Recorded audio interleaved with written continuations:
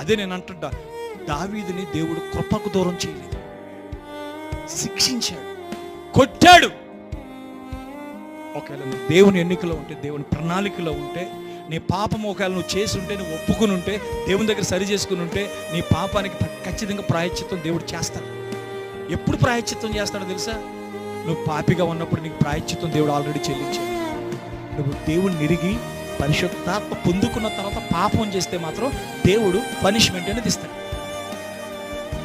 ఆ మాట అర్థమైంది మీకు? దావీదుకి ఏముంది చెప్పండి?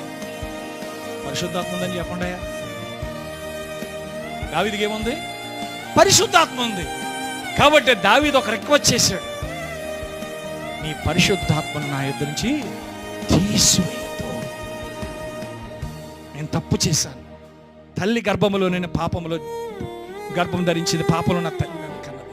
అయితే నువ్వు అంతరంగమందు సత్యమును